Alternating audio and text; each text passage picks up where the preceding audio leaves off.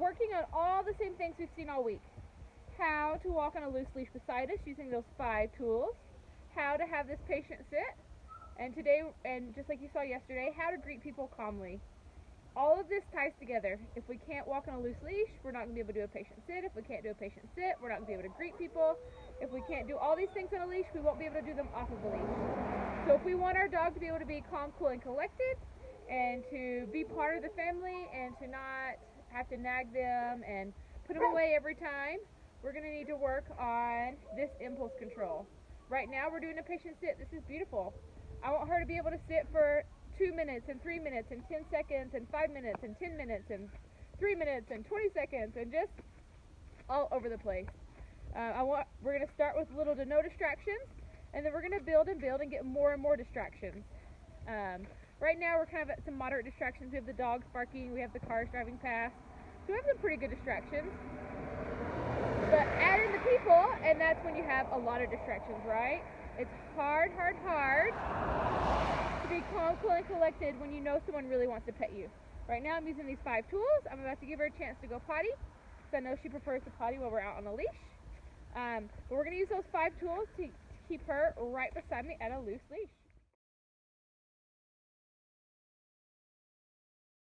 Here we have people walking past us, and we're just working on having that nice loose leash even before the greeting.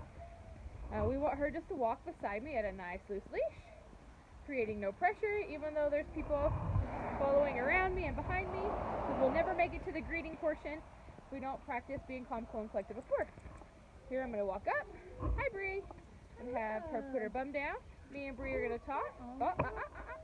She can get pet as soon as she is calm, cool, and collected, but it becomes a game of red light, green light. Every time her bum comes up, no one can pet her. Every time her bum stays down, she can get pet. And so she's going to learn to get the affection that she wants. She has to stay in that calm state of mind. There. How's your day been today, Bree? Oh, we are doing great. Awesome. Shoveling out all this snow. Lots of snow, huh? There, that was a beautiful meeting for Juniper. Awesome, thank you.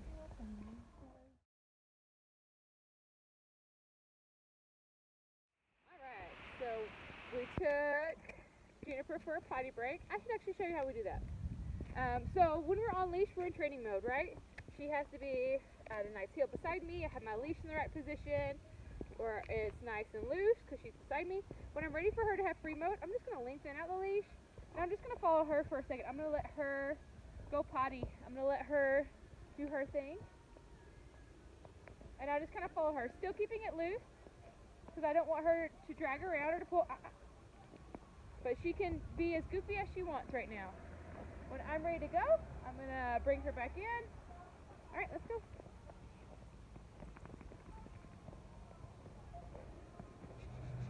And now we're back in training mode. Now she's beside me. Now we're not plowing through the snow. Now we're not ahead of me. My leash is right back at my side. And we're working on that nice loose leash right beside us. She loves to sniff and she loves the snow. So keeping her without having pressure on the leash because she's rolling in the snow or getting carried away by her nose is a really big deal for her, and she's doing really, really good with it today.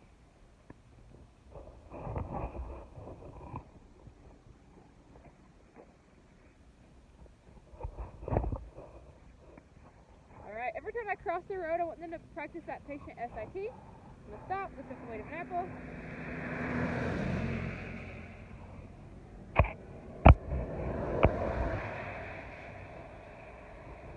Alright, I'm going to go for it.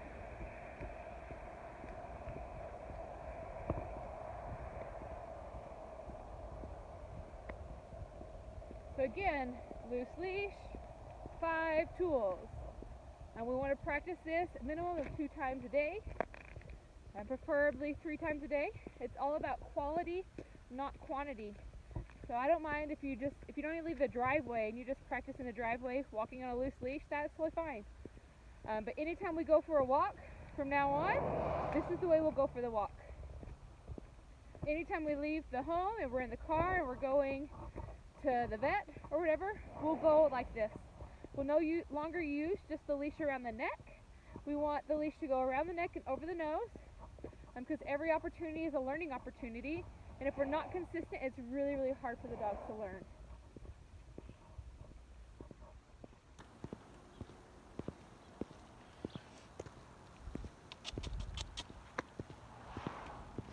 Right now, we passed the dog, it turned left and we went straight, but we're on its path.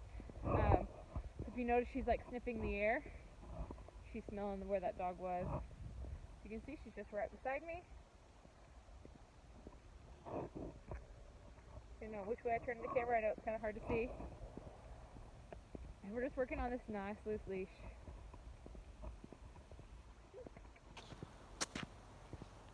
She's kind of falling behind a little bit, so we're going to do a patient sit here. Again, these patient sits are so important. I want you to do it like 50 times on every walk you go on at least. Sometimes it's good to have visual markers. Every tree you stop and sit, every lamppost or every power line or something, so you can physically remember that you're supposed to be practicing this patient sit. But it's super important. If we can't get her to do this on the leash, she's not going to be able to do it off the leash. If we can't get her to do it and practice when there's not many distractions, she's not going to be able to do it when there's lots of distractions. So I can't stress how important this is. Just teaching her to chill beside you. You notice I'm still positioning myself at a heel beside her. Every time she moves, I re-pressure and I readjust so that I'm sitting in that heel position beside her. There's someone coming, so we're going to move over to the side a little bit. I'm still going to have her put her bum down.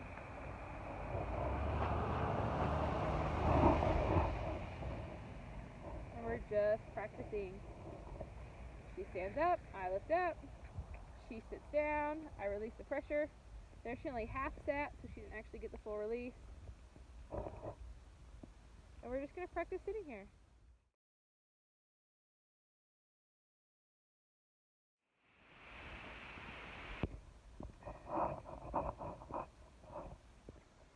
So we're still just practicing here with Juniper.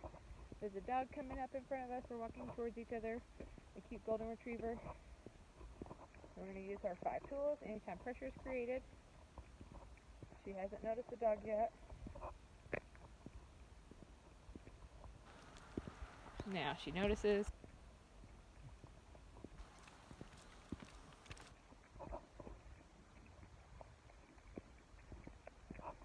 So there, I just did a direction change to get her to focus because she's starting to pull too much. So we're going to do it, just put our bum down. Hi. Hello. So she was having a hard time walking back and forth, and so we just had her go ahead and go into that calm state. And we're going to do a direction change here. We're going to go away from the dog. When she can walk politely forward, I'll walk back towards the dog. But right now you can see that's all she's worried about, and I need her to learn to not be distracted by things and to just walk with me. There, now we're going good. So now I'm going to kind of walk with the dog a little bit.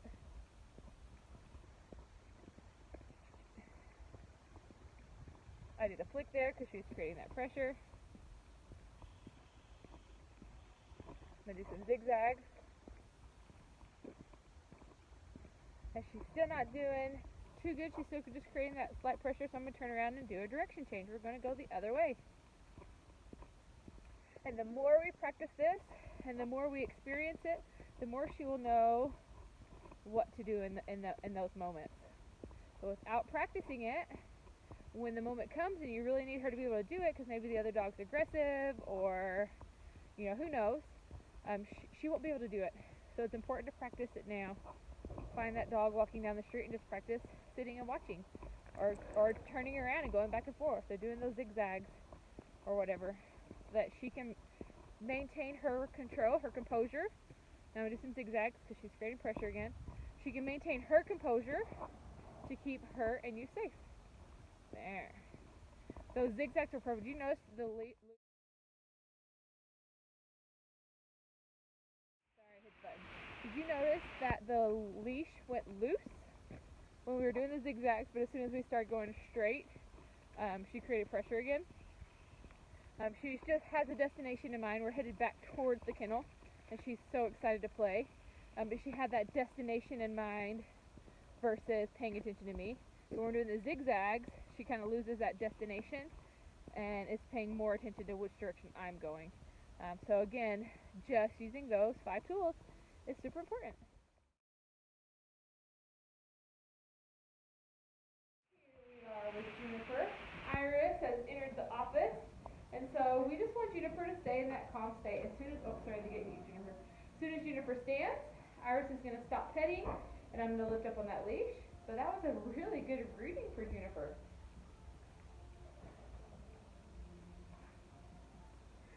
Oh, so there she's standing up. I don't know what she's distracted. Oh, the gloves.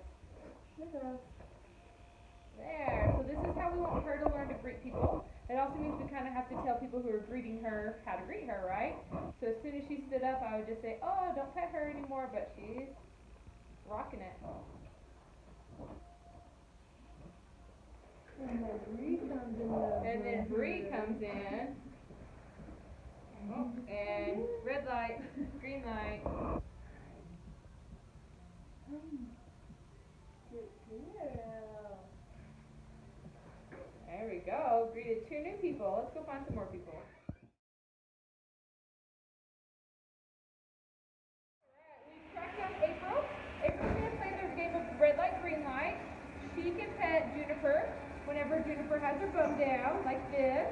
And as soon as her bum comes up, she'll stop petting. There you go. And so we're just going through the kennel, finding people to love on Juniper so she can have these appropriate meetings. She can learn how to approach people and get what she wants in a calm, cool, oh, April found the spot, oh yeah. In an appropriate way so that she's not jumping on anyone or biting anyone or being overly excited. She's just having a good time. Oh, so there she stood up. April's going to stop. I'm going to have her put her bum back down and then she can go on again. Thanks, April.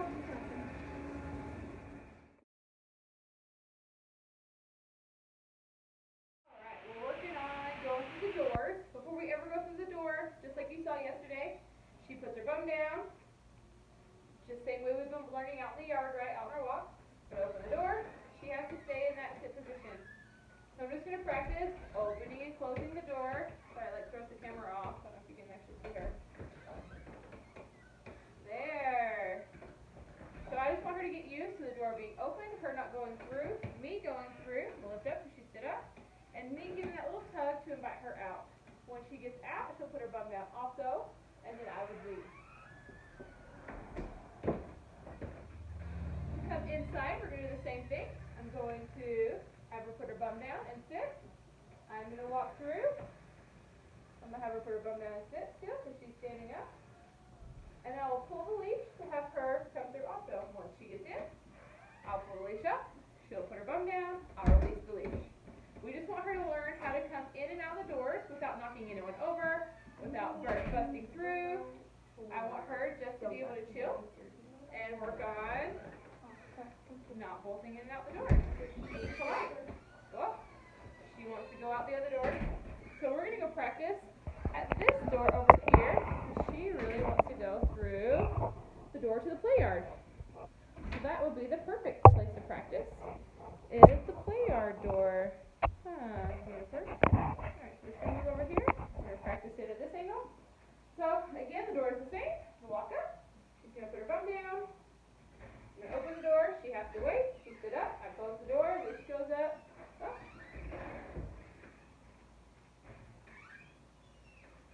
Sorry, you can come in, Bree. I was like, wait, I need you can come in. So we're just working with Juniper, even though Miss Bree came in and is moving around. There, the door's open. We're going to go again because she stood up. Open the door. I'm going to go through. She has to wait there. When she's ready to come through, I'm just going to pull the leash to invite her through. Once we get through, she's going to put her bum down on this side. And we'll do the same thing to get through the door again.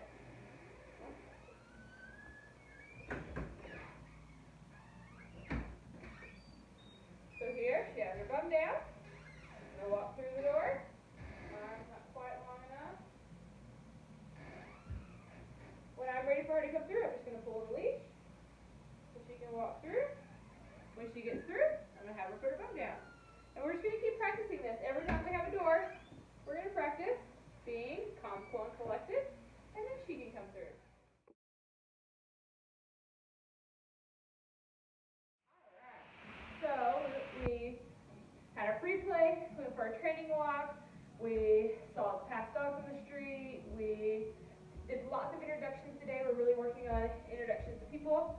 now we're back to the bed, and then we'll go to reflect. Here, her bum stood up, or she stood up and her bum is up. So I'm just going to apply that distance pressure. That lets her know she needs to go back into the calm state on her fixed space. So the bum goes down, I'm going to open myself back up. I'm just going to walk some C shapes around her bed.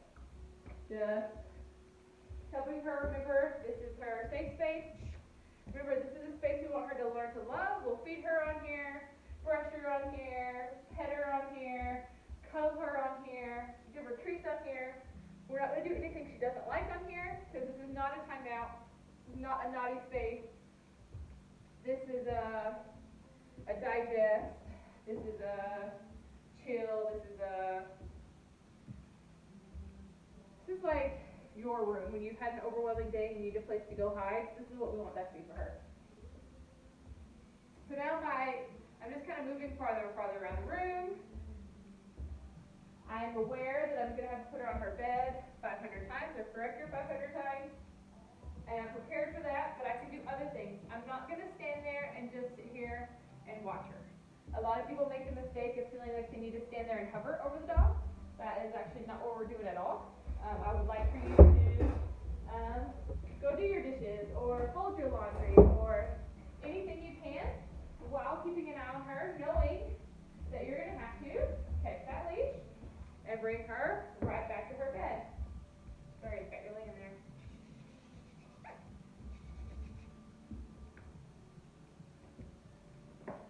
I like to grip the leash behind the bed so she's not so tempted to chew on it. So just knowing that whatever you're doing, you're going to have to stop doing it to help her out, and that's okay. If I can push with my body to get her on there, perfect. If I can't, I'm going to grab that leash and help her back on the bed. And then I'm going to go back to whatever I was doing. I'm not standing there, hovering over her, doing nothing else. I'm going to do my other things.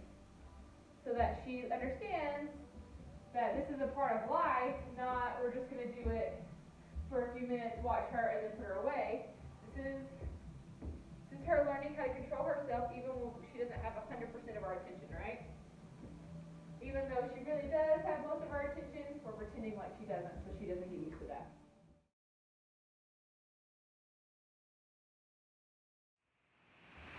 Here we are, so just practicing the bed with Juniper.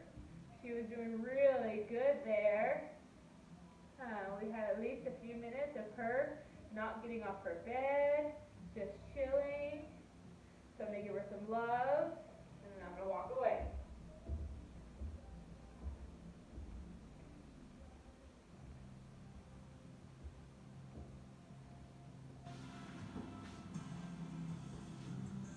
I'm starting to walk into the other room for just a few seconds, and then walk back out. I know she's going to get off when I walk out of the room, but I'm just working with her on not. So I'm going to walk out again.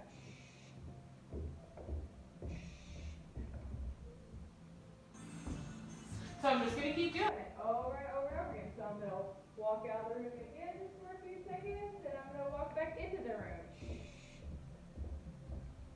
And we're just going to work on, even though I'm not in the same room with her, she still has to follow the same rules. So I'm going to walk out of the room again, and then I'm going to walk back into the room. That was beautiful. That time she stayed on. So I'm going to come love on her.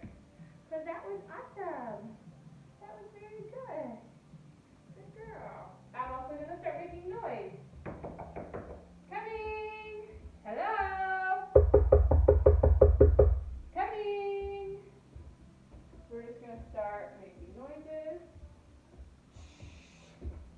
And just getting her used to more excitement and still having to stay on her bed.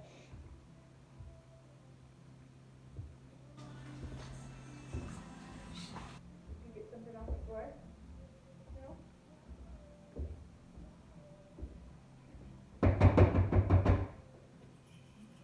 Hello?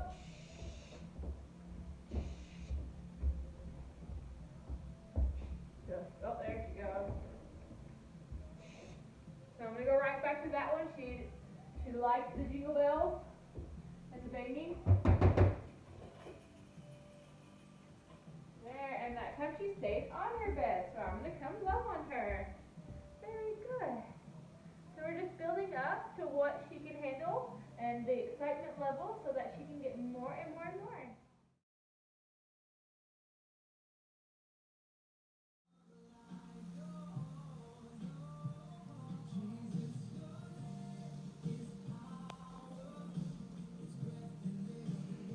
So, Juniper is doing an awesome job.